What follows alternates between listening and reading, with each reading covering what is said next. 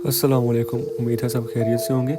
ये horror story का part 1 है। अगर आप मुझे अपनी हॉरर स्टोरीज़ वगैरह सेंड करना चाहते हैं तो ईमेल पे मुझे आप सेंड कर सकते हैं। ये एक मेल आई है फैसलाबाद से, इन्होंने अपना नाम नहीं बताया। ये लिखते हैं कि उम्मीद है कि आप खैरियत से होंगे।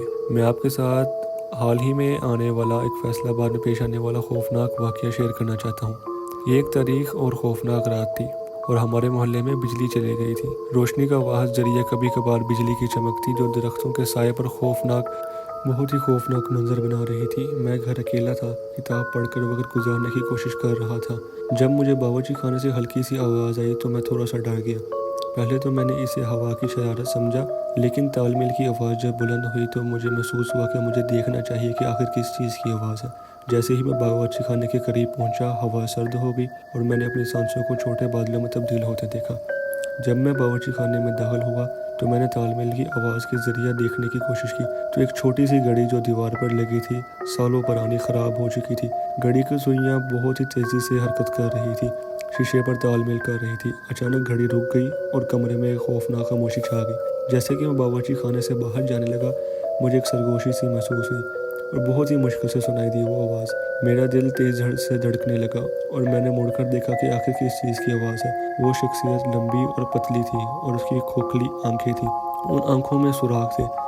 मैंने चीखने की कोशिश की लेकिन कोई आवाज़ नहीं निकली। वो शख्सियत आहिस्ता आहिस्ता अपना हाथ उठाकर ठिकाने के दरवाजे की तरफ पहुंचने लगी। तहखाने की तरफ पहुंचने लगी तो मुझे भी हुआ कि मैं भी इसका पीछा करूं, आखिर ये जा किधर रही है। जैसे ही मैंने चिड़चिड़ी सीढ़ियों से नीचे उतरा, हवा सर्द हो गई और सरगोशी बुलंद हो गई। जब मैं तहखाने में पहुंचा तो मैंने दीवार के साथ एक पुराना धूल भरा हुआ आईना देखा। सरगोशी आईने से आ रही थी और जैसे ही मैं उस आईने के करीब पहुंचा तो मैंने क्या देखा, उसमें एक साया है, लेकिन वो मेरा नहीं था। वो एक अनजान औरत थी जिसने पुराने ज़माने का लिबास पहना था। उसके चेहरे पर खौफ की झलक थी। आईने में मौजूद औरत बोलने लगी, उसकी आवाज़ खौफ से कांप रही थी। उसने मुझे बताया कि वो देहान से आईने में कैद है, एक इंतकामी रूह के ज़रिए।